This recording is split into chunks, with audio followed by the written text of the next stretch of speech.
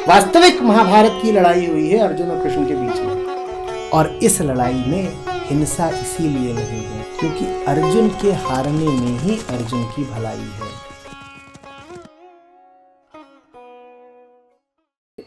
College में first time आपसे मिली थी एंड 7 साल हो गए हैं। कॉलेज के 3rd ईयर में मिले थे आप, जब मैं बीटेक कर रही थी। तो उसके बाद से मैं आपको सुन रही हूँ ऑन एंड ऑफ। बीच में ऐसे ऐसे इंसिडेंट्स आए जहाँ पे मुझे खुद को रोकना पड़ा कि मैं ना सुनूँ आपको, क्योंकि बहुत चीज़ें ऐसी हो रही थी कि जो आपको सुनते हुए करना पॉसिबल नहीं था, बट वो उस टाइम पे मुझे करनी थी, जैसे जॉब और वो सारी चीज़ें। तो प्रॉब्लम सर ये आती है कि मेरे पेरेंट्स को पता है शुरू से कि मैं आपको सुनती हूँ। शुरू में मुझे हेजिटेशन होती थी बताने में कि ऐसे सर हैं और मैं उनको सुनती हूँ, कॉलेज में मिले। और तभी कॉलेज में बहुत प्रॉब्लम्स होती थी मुझे, जैसे स्टेज फियर बहुत ज़्यादा था। एंड आई रिमेंबर दिस, मैं 500 लोग कुछ थे कॉलेज के सेशन में, और मैं 2 घंटे का सेशन था। मैं पूछना चाह रही थी आपसे एक क्वेश्चन और मैं पूछ ही नहीं पा रही थी, और आपने उन सब लोगों में रिकग्नाइज़ कर लिया कि ये 2 घंटे से कोशिश कर रही है पूछने की, बट पूछ नहीं पा रही है। जॉब इंटरव्यू था, उसके बाद में इतना कॉन्फिडेंस था ही नहीं बिल्कुल भी कि मैं जॉब इंटरव्यू भी क्लियर कर पाऊँ। तो मैंने आपको बहुत ज़्यादा सुना, उसके बाद चीज़ें इम्प्रूव हुई, कॉन्फिडेंस आया। उसके बाद सर जो जो चीज़ें होती रही, मैं नीड बेसिस पे जो जो मुझे प्रॉब्लम्स लगी उसकी वीडियो सुनी, और ऐसे ऐसे एक जर्नी रही। और जो जो वो पड़ाव थे वो पार होते गए। जैसे जॉब का रहा, उसके बाद बहुत प्रॉब्लम्स आई कि कैसे तुम लोगों को फेस करो, चीज़ें समझ नहीं आ रही है, लोग ऐसे क्यों बिहेव कर रहे हैं, कैसे तुम एक्सेल करो किसी चीज़ में। तो वो चीज़ें ऐसे रही, और तब जर्नी थी। पेरेंट्स को कुछ टाइम पहले हिम्मत हुई क्लियरली बताने की कि मैं सर को सुनती हूँ, मुझे ऐसे जाना है सेशन में, ये वो। बट सर सपोर्ट कभी भी नहीं है उनके एंड से, आज भी नहीं है। इवन दो, मतलब मैं ये नहीं बोलूँगी कि from that time, from my 3rd year 4th year, I have achieved enough bit so that मैं उनको ये बोल सकूँ कि ये मुझे करना है, ये मुझे सुनना है। तो मुझे हमेशा से ना वो चीज़ रही कि मुझे पहले प्रूव करना पड़ेगा खुद को, तब कोई चीज़ डिमांड करनी पड़ेगी। तो मेरी जर्नी हमेशा से वही रही। अब सर रिकॉल हो रहा है थोड़ा, तो अभी भी वो चीज़ वो एक्सेप्ट नहीं करते कि क्यों सुनना है, क्यों इस बात पे जाना है। उनको लगता है कि ये एक बहुत बड़ा बैरियर है। आज भी after showing them all the progress, being in a good company, doing, having a good career, earning enough well for my self, तब भी उनको बस लड़की के पर्सपेक्टिव से उनको सिर्फ यही लगता है कि मतलब शादी करनी है और ये सारी चीज़ें करनी है जो नॉर्मली लोग करते हैं। तो सर समझा समझा के मैं थक चुकी हूँ, और प्रूव कर करके भी मैं थक चुकी हूँ। बट मनी इम्पोर्टेंट मुझे इसलिए ज़्यादा लगती है क्योंकि वो चीज़ें मैं नहीं कर पाऊँगी if I don't have that kind of money with me. तो बहुत टाइम पहले मुझे पता चल गया था कि फाइनेंशियली इंडिपेंडेंट होने से ज़्यादा फाइनेंशियली स्ट्रॉन्ग होना ज़रूरी है, specially when you come from a family which is financially well off themselves.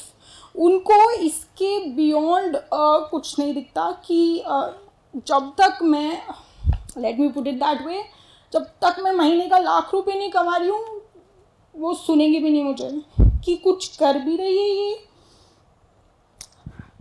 कुछ कर भी रही है या इसको कुछ फ़ायदा हो भी रहा है उस चीज़ से। तो वो जगल कांस्टेंट रहती है टू प्रूव माई सेल्फ।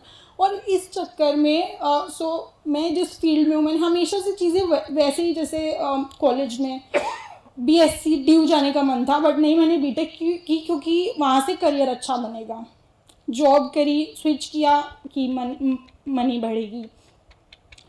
मतलब हमेशा से वही पर्सपेक्टिव रहा है। बट अब मैं जैसे साइबर सिक्योरिटी फील्ड में, मुझे पता है कि कहीं ना कहीं वर्ल्ड पर्सपेक्टिव पे एक अच्छा काम कर रहे हैं. Cyber security is the need of the hour. तो ऐसा भी नहीं है कि मैं कुछ गलत सेल कर रही हूँ या it's not making sense, it's irrelevant. It's very much needed और काम अच्छा है. बट जो मेरा मन है कि थोड़ा ह्यूमन पर्सपेक्टिव से ज़िंदगी को जानना है, थोड़ा उस फील्ड में ज़्यादा करना है, because this is technical field. यहाँ पे इन चीज़ों का कोई यूज़ नहीं है apart from my own need. की प्रमोशंस है, मैं नहीं सोचती प्रमोशन के बारे में. ऑफिस वाली पॉलिटिक्स है, मुझे पता है how to deal with that because of spirituality, right. लेकिन उसका सिर्फ उतना ही नीड है वहाँ पे, how to survive in that world, how to tackle them. But मैं कंप्लीटली उस चीज़ को वहाँ नहीं कर पा रही हूँ. And I am juggling between the two fields. But अब मैं इसमें कंप्लीटली इसलिए शिफ्ट हो पाती या सोच भी नहीं पाती क्योंकि वो कंडीशनिंग उस टाइप से है कि I need that money of my own, ताकि मैं वो फाइट कर पाऊँ. मैं अपने पापा को खुल के बोलती हूँ, वो मुझे अभी भी बोलते हैं. मेरी मम्मी तो कहती है इसको पढ़ा के गलती करी, पहली चीज़. और मेरे पापा कहते हैं कि तुझे अपने पैसे का गुरूर है.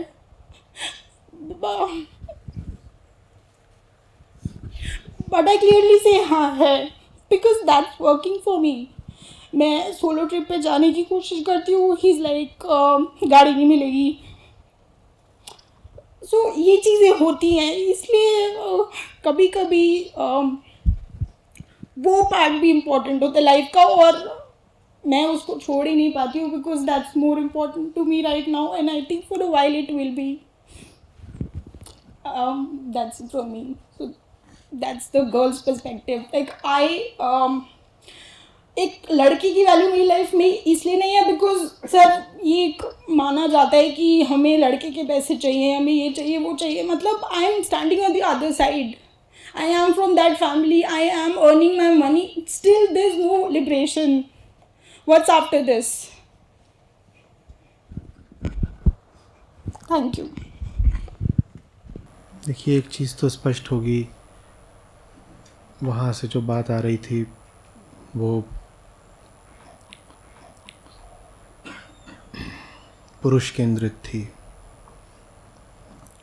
The mail perspective. आपने अच्छा किया अपनी बात जोड़ दी कि एक महिला, युवा महिला भी इस पारिवारिक सामाजिक स्थिति में अपने आप को कहाँ पर पाती है. स्पष्ट ही है कि बात पुरुष या महिला होने की नहीं है.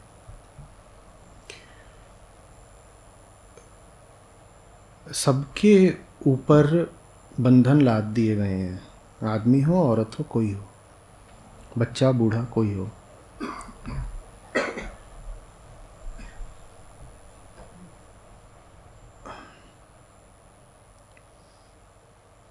किसी को उसकी माताजी नहीं समझते हैं, किसी को उसकी पत्नी नहीं समझते हैं, किसी को उसके पिता नहीं समझते. इसमें ऐसा कैसे कहते हैं कि बात किसी लिंग विशेष की है. क्योंकि लिंग को दोषी बना दिया तो हमने प्रकृति को दोषी बना दिया कि भाई एक लिंग ही ऐसा पैदा होता है. बात उसकी है ही नहीं. बात हमारे ढर्रे की है. बात उस चीज़ की है जिसको हमने ज़िंदगी समझ रखा है. हम सब ने ज़िंदगी का एक बहुत फालतू खाका खींच रखा है, और चूँकि हमारे देखे वो ज़िंदगी है तो हम वैसी ही ज़िंदगी फिर अपने बच्चों पर थोपना चाहते हैं, या अगर शादी वगैरह हो गई तो अपने पति या पत्नी पर थोपना चाहते हैं. मुझे अनुमति दीजिए, मैं वापस जाता हूँ उसी सवाल पर. मेरे साथ यहाँ पर राघव खड़े थे. तो इंसान है, आपकी तरह इंसान है. 3 साल पहले यहाँ आए थे तब जितना कमाते थे, 3 साल बाद भी आज यहाँ शायद उसका आधा भी ना कमाते हों.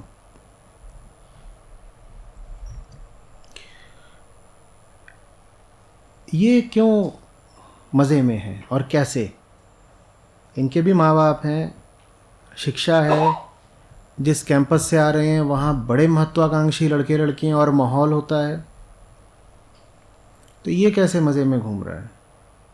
और यहाँ पर है संस्था में तो ऐसा नहीं कि यहाँ कोई बहुत फूल बरसाए जा रहे हैं। मैं कैसा हूँ इसका कुछ अनुमान आपको है ही। तो जिनके साथ मैं 24 घंटे रहता हूँ, इतना समय गुजारता हूँ, मैं उनके साथ बहुत कोमल, मासूम, मुलायम तो नहीं रहता हूँगा। तो ये वो सब अनुभवों के साथ भी प्रसन्न है। कैसे अंतर कहाँ पे आ रहा है? नहीं, इस व्यक्ति में और आप में अंतर कहाँ पर आ रहा है? चुनाव तो मैं कह रहा हूँ आप भी कर लेते हैं। ये व्यक्ति चुनाव करके भी, ऐसा चुनाव जो आपको भारी लगता है वैसा चुनाव करके भी ये व्यक्ति बहुत हद तक मस्त कैसे है? और आपके लिए वो चुनाव इतना भारी क्यों हो जा रहा है? आप उसी चुनाव की बात पर परेशान हो जा रहे हैं, दुखी हो जा रहे हैं। ये व्यक्ति अपेक्षितया मौज में क्यों है? अपना जो उन्होंने एक स्टैंडर्ड जो बोलते हैं कि हम जो सोचते हैं कि हमारे जो प्लेजर की परिभाषा है, मज़ा लेना है। नहीं, मज़े तो पूरे लेता है। ये स्विमिंग जाता है, ये खेलने कूदने जाता है, ये घूम घाम भी लेता है। मज़े में क्या कमी है? गया कहाँ? तो मज़े ही ले रहा होगा कहीं। आचार्य जी, जैसे कि लोग जाते हैं, ये दूसरे आईआईटीएन भी हैं, ये भी आपके सामने खड़े हैं, ये भी आईआईटीएन है। ये मज़े कोई कम लेते हैं? इनकी शक्ल देखिए। मैं परेशान हूँ इनके मज़ों से। समस्या क्या है? ये कैसे मज़े में चल रहे हैं और आपको बंधन ही बंधन क्यों दिखाई दे रहे हैं? इनके पास भी परिवार है। आचार्य जी, जैसे कि घूमने का कहीं कोई प्रोग्राम बनाता है, पहाड़ों पर जाते हैं, हाँ। तो वो केवल घूमने नहीं जाते, उनको फोटो खींच के वो डालनी होती है। और अपनी बताइए ना, आप बताइए अपनी क्या बात है। ये देखिए, किनकी? नहीं, एक सेकंड रुकिए। शादी हो नहीं जाती, शादी करी जाती है। शादी हो नहीं जाती। ऐसा थोड़ी होता है कि आप बाथरूम से निकले और पता चला मैं शादीशुदा हूं, हो गई। ये मतलब क्यों करे? कोई समुचित कारण, कोई वजह? ये बात करते हैं। हमारे यहाँ ऐसे भी लोग हैं जिनकी शादी हो चुकी है। ऐसा कुछ नहीं है कि शादी ना करना कोई अनिवार्यता वगैरह है। शादीशुदा लोग भी हैं, उनका भी काम मज़े में चल रहा है। अंतर कहाँ पर है? हम ज़रा उसकी जांच पड़ताल करना चाहते हैं। जो चेतना का स्तर इनका उठ गया है वो हमारा अभी उठना बाकी है। इसलिए हम सब कुछ होके भी खुश नहीं होते और इनके पास जितना है, क्योंकि चेतना से बढ़ के तो कुछ भी नहीं है ना। अगर मेरी चेतना जागृत हो गई, जो सब कुछ मांगती है, गलत भी अच्छा भी, तो वो चेतना का स्तर इनका हाई लेवल पे है जो आपके साथ रह के इनको मिला है। हम 1-2 घंटे सुनते हैं, आपको आधा घंटा सुनते हैं, ये आपके साथ रहते हैं, इनकी मूविंग माइंड को क्लैरिफिकेशन हो जाती है, अपना इनका माहौल मिलता है, इनको आपस में अपने जैसे और लोग मिलते हैं। तो ये चेतना का स्तर जो है, और जो हम अपने उठाने की बात कर रहे हैं, जिसके लिए हम यहाँ आए हैं, तो इसलिए ये बात आपकी, मैं इससे थोड़ा सहमत हो सकता हूँ, पर मैं चाहता हूँ इसको आप और ठोस रूप में बताएं। आपके सामने ऐसी कौन सी दिक्कत आ जाती है जो आपको रोक देती है और वही दिक्कत इनको नहीं रोकती? वो कौन सी ऐसी दिक्कत आ जाती है? वो हमारी जो वहाँ पे जिस माहौल में हम रहते हैं, विल पावर कह लो, या हम आदत हो गए, अभ्यस्त हो गए, गुलाम हो गए, जैसे हम लग्जरी। हाँ, उसमें और ठोस, थोड़ा और ठोस उदाहरण दीजिए। कौन सी जगह ऐसी आ जाती है जहां आपको रुक जाना पड़ता है? ये नहीं रुकते।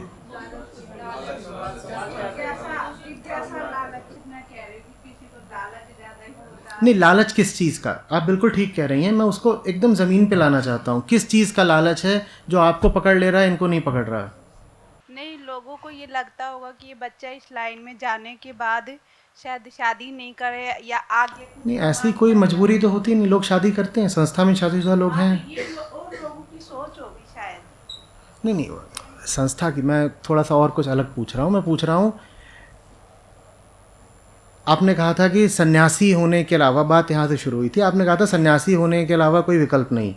मैं कह रहा हूँ ये बिल्कुल सांसारिक आदमी है और अपेक्षतया बहुत अच्छी ज़िंदगी जी रहा है।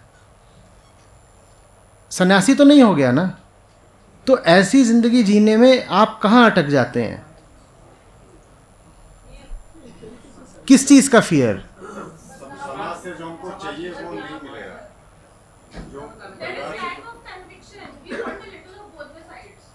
नहीं, पर आप जो कुछ भी ले रहे हैं या जिन चीज़ों को आप भोग रहे हैं, लगभग वो सब इनको भी मिल रही हैं। तो ऐसा आप क्या पा ले रहे हैं घुटने टेक करके जो इनको उपलब्ध नहीं है, ये बताइए।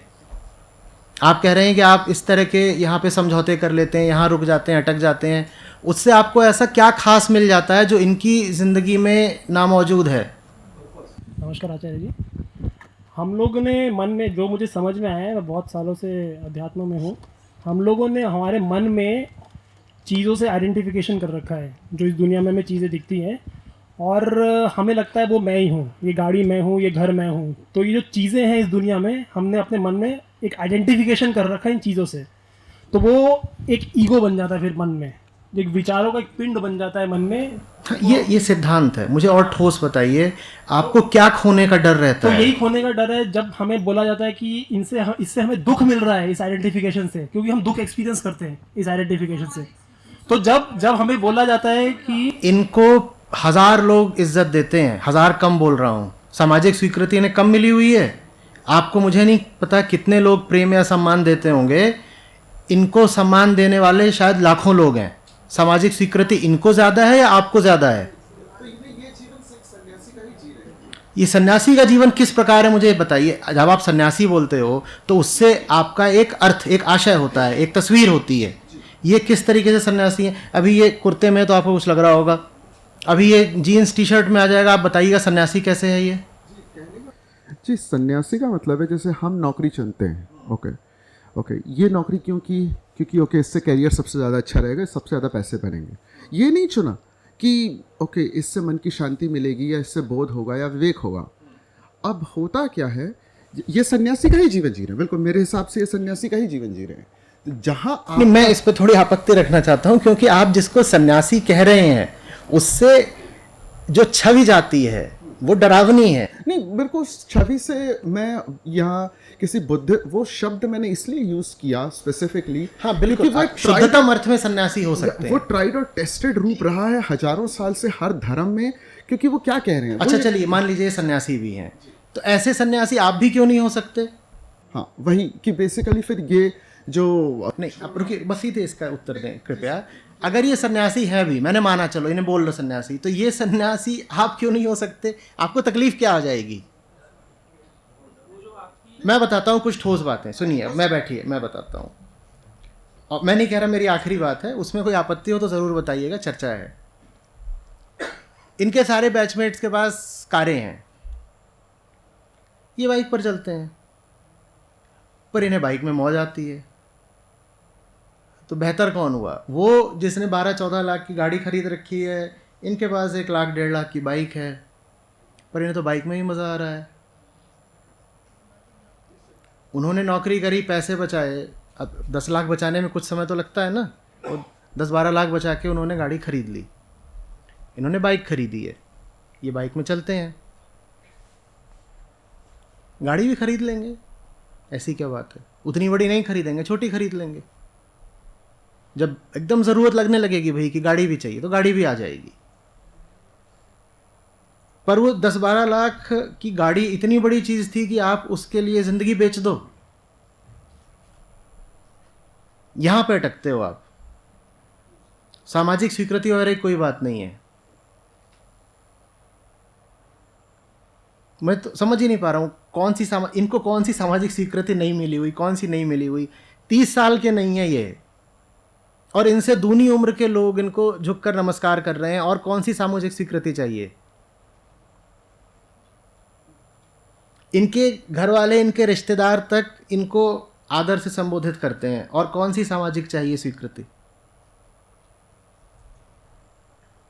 मैं इसमें एक चीज़ बोलना चाहूँगा कि बार बार पैसे की बात आ रही है, ठीक है, तो मैं बता देता हूँ कि 2008 से लेकर हम लोग किराए के घर में रहे हैं, अभी भी किराए के घर में ही हैं। तो एकदम नॉर्मल 2 BHK, जहाँ पिताजी माताजी रहते हैं। तो पैसे की जो बात है कि भाई इनके पास तो पैसा होगा या फाइनेंशियल स्टेबिलिटी चाहिए, ऐसा कुछ नहीं है। बस बात इतनी थी कि घर वाले बोल रहे कि अगेंस्ट अगर होते हैं, तो वो मुझे पता था कि अगर घर वाले अगेंस्ट होंगे तो मैं भी जा नहीं पाऊँगा आगे। तो वो तो मेरी जिम्मेदारी थी ना कि मैं उनको भी कोशिश करके ले आऊँ आचार्य जी तक। तो वो एक चीज़ होती है। मेरे घर वाले, मेरे माताजी पिताजी आ गए, अब मेरे ताऊ जी हैं, चाचा जी हैं, वो मुझे नहीं स्वीकार कर रहे, मुझे मतलब थोड़ी ना है उनसे। तो बस हो गई बात पूरी। और नहीं, ताऊ जी चाचा जी से तुम्हें मिल भी क्या जाता? मैं यही तो पूछ रहा हूँ इनसे कि तुम्हारा क्या जा रहा है। वो चाचा जी ताऊ जी तुम्हें ऐसा दे क्या रहे हैं कि तुम उनकी इतनी परवाह करते हो? तो वही बात, यहाँ लोग खड़े हैं ऐसे जिनके पेरेंट्स नहीं मानते, कई ऐसे खड़े हैं, ये जो सफ़ेद कुर्ते वाले, इनमें से कई ऐसे हैं जिनके माँ बाप नहीं भी राज़ी होते। हर तरह के हैं, ऐसे भी हैं जिनके माँ बाप इनसे भी ज़्यादा डिवोटेड हैं, यहाँ बैठी हुई हैं माता जी, ऐसे भी हैं। और ऐसे भी हैं जिनके माँ बाप आज तक नहीं स्वीकार करते। चला क्या जाएगा? स्वीकार नहीं करते माने क्या बेटा? आप मुझे बताओ, डंडा लेके मारेंगे? क्या करेंगे?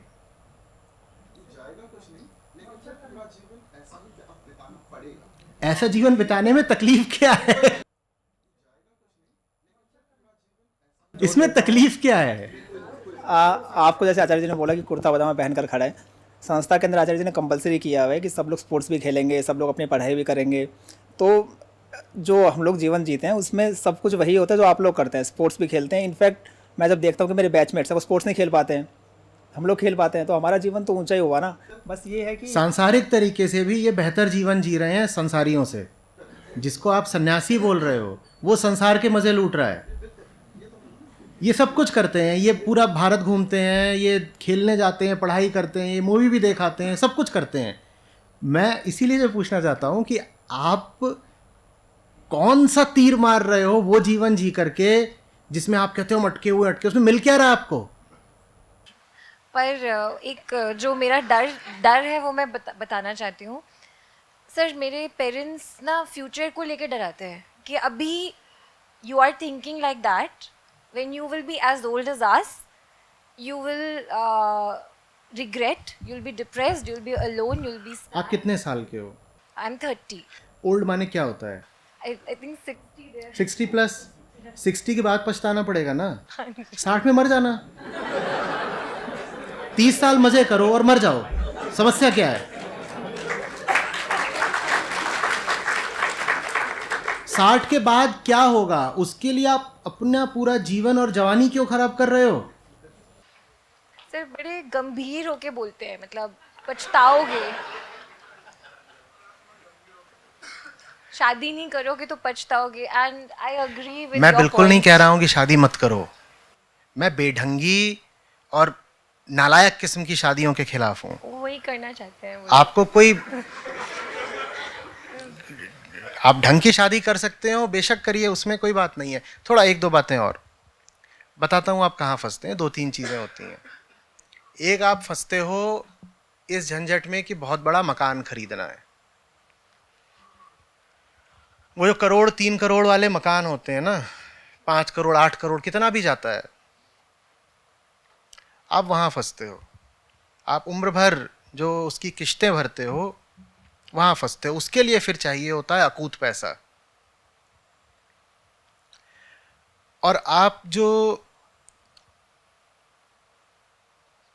शादियाँ करते हो जिसमें ये अनिवार्य हो जाता है कि विलासिता का प्रदर्शन किया जाए, शादी माने वेडिंग के दौरान भी और फिर आगे विवाहित जीवन में भी, आप वहाँ फंसते हो। नहीं तो आप नहीं फंसोगे, काम चल जाएगा।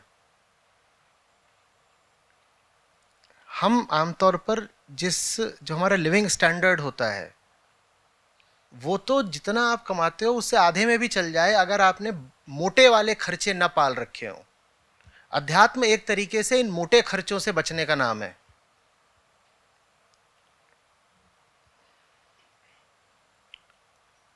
मेरा जो बैच है आईआईटी का, आईएम का, उसकी औसत तनख्वाह सालाना इस वक्त 2 से 3 करोड़ रुपए है।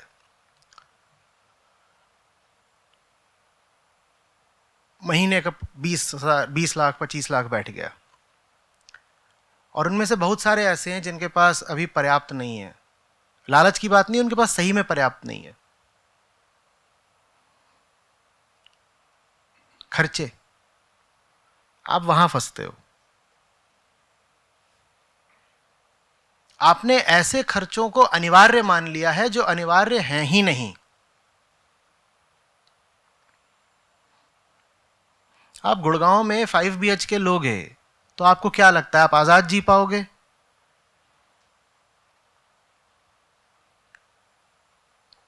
ले रखे हैं, महीने का 20-25 लाख आता है, तब भी कम पड़ रहा है, सही में कम पड़ रहा है, नहीं होता उन पर। 20-25 साधारण बोल रहा हूं, और उससे ऊपर वाले ही बहुत हैं, डॉलर वाले हैं जो इनका तो कोई गिनती ही नहीं, डॉलर वालों की तो महीने का करोड़ों है उनका।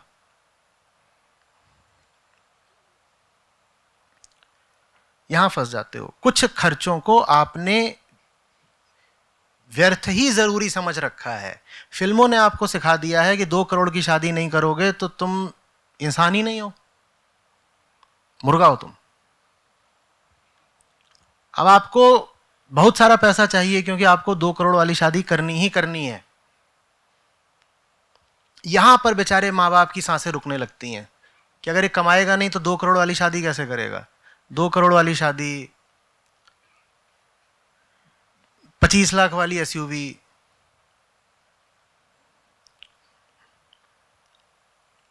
और फिर अगर पत्नी घर ला रहे हो तो उसके सामने पैसे का प्रदर्शन करना भी जरूरी है। इसीलिए तो भारतीय पुरुष की मानसिकता रहती है कि पत्नी मुझसे ज्यादा ना कमाए। पत्नी घर आ रही है तो उसको दिखाना भी जरूरी है कि मैं तुझे कितने लाख का ये सब ला सकता हूं, पेंडेंट और नेकलेस। यहां फंस जाते हो। नहीं तो वो खर्चे जो जिंदगी को बिल्कुल मस्त और आनंदमय बनाते हैं वो बहुत बड़े नहीं होते।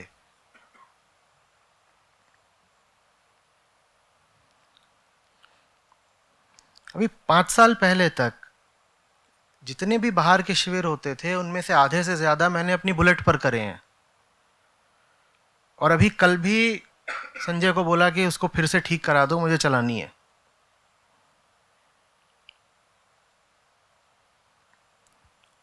और आप SUV में बैठकर जाते हो पहाड़ों पर, मैं आपको गारंटी बता देता हूं उससे ज्यादा मजा बुलेट पर आता है। और मैंने 4-4 घंटे भीगते हुए पहाड़ों पर चलाई है, बर्फ पर चलाई है। चोपटा गए थे, बर्फ पर एकदम स्किड कर रही है और लेकर गए, उसी से वापस आ रहे हैं। बारिश भी हो रही है, पूरे गीले हैं, बर्फ है, गीले हैं और चल रहे हैं। और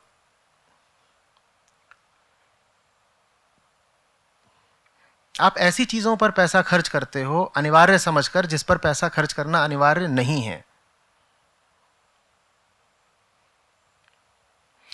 रोहित अभी खोज रहे थे कि कहां पर होगा ये महोत्सव, तो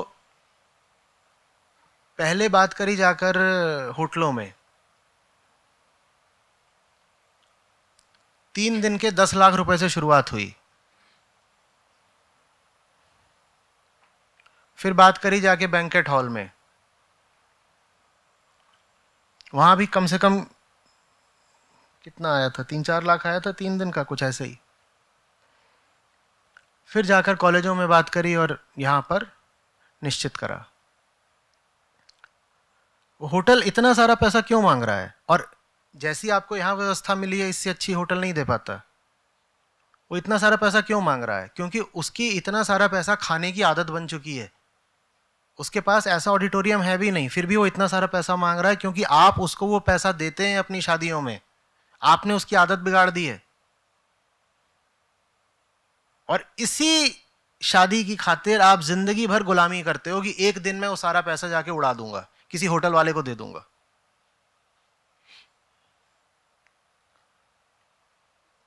लड़की पैदा होती नहीं है कि बाप पैसा जोड़ना शुरू कर देता है अपने आर्थिक स्तर के अनुसार, इतने करोड़ दहेज देना है, इतने करोड़ दहेज देना है।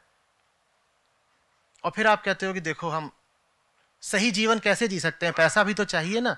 मैं नहीं कह रहा पैसा नहीं चाहिए, पैसा चाहिए। मैं पूछ रहा हूं पैसा किस लिए चाहिए। कोई आपके पास सार्थक लक्ष्य है जीवन में जिसके लिए पैसा चाहिए? हम कहते हैं आज हमें बहुत सारा पैसा चाहिए।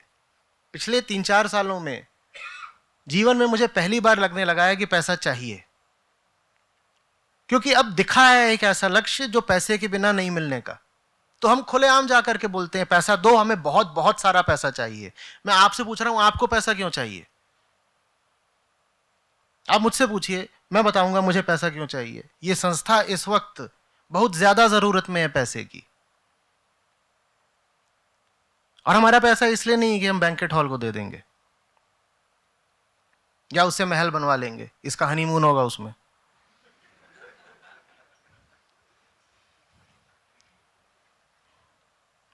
आप पैसा जोड़ क्यों रहे हो, मुझे समझा तो दो। आप होटलों के रेट हाई करने के अलावा क्या करते हो जीवन भर? पूरा आपने मार्केट सिस्टम खराब कर रखा है। छोटा सा एक हॉल होगा, वो उसका कहता है दिन का 4 लाख रुपया।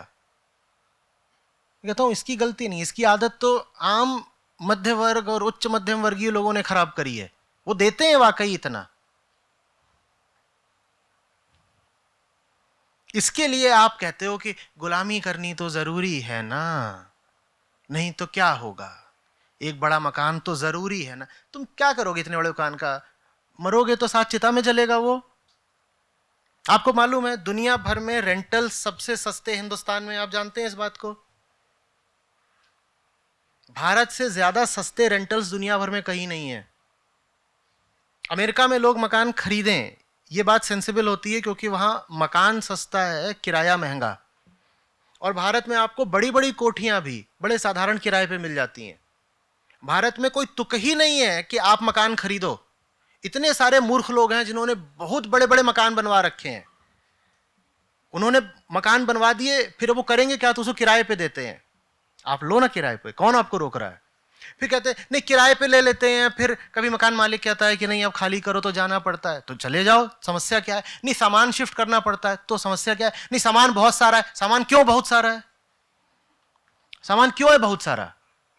इतना सामान क्या करोगे लेके? और सामान के लिए भी मूवर्स पैकर्स होते हैं, शिफ्ट करना है तो कर लो बाबा। नहीं सामान तो ठीक है, वो परिवार बहुत बड़ा है ना। कितने लोग हैं? 6 लोग हैं। क्यों है 6 लोग परिवार में? ये 6 लोग कहां से आ गए बताओ? पहले तो तुम 6 लोग लेके आते हो, फिर कहते हो अब शिफ्ट कैसे करें इनको। सन्यासी की बात नहीं है। 6 के बाद शून्य नहीं आता। 6 और शून्य के बीच में बहुत संख्याएं होती हैं। आप बार बार शून्य कर देना चाहते हो कि नहीं तो सन्यासी है, इसका तो शून्य है। मैं कह रहा हूं 3 नहीं हो सकते थे, पति पत्नी और एक बच्चा नहीं हो सकता था, 6 कहां से आए? इतना सारा फर्नीचर है, इसको काट करके चिता की लकड़ी बनाओगे? इतना बड़ा वो बिस्तरा क्यों लेकर के आए हो? कोई वजह नहीं। फिल्मों में होता है ना, तो हम भी करेंगे। करण जौहर ने सिखाया, तो जाओ फिर उसी से उत्तर भी मांगो। जिंदगियां आपकी बर्बाद हुई हैं, जाके जवाब भी फिर वही मांगिए ना कि तूने ऐसा हमें क्यों सिखाया।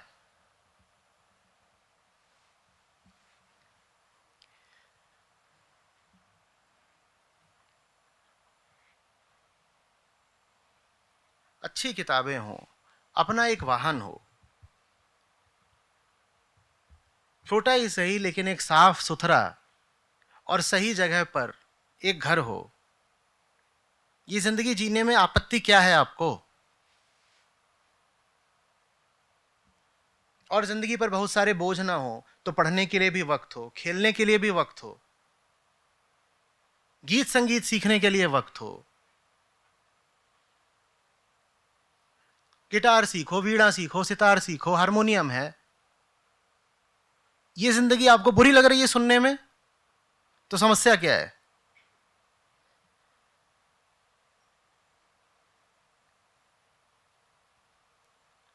समस्या क्या है? नहीं वो ना, वो जीजा जी की शादी हो रही है तो उसमें जाना है, तो जीजा जी की शादी में जाना है तो कम से कम 1 लाख रुपया का लिफाफा तो देना पड़ेगा ना। समस्या यहां आ जाती है।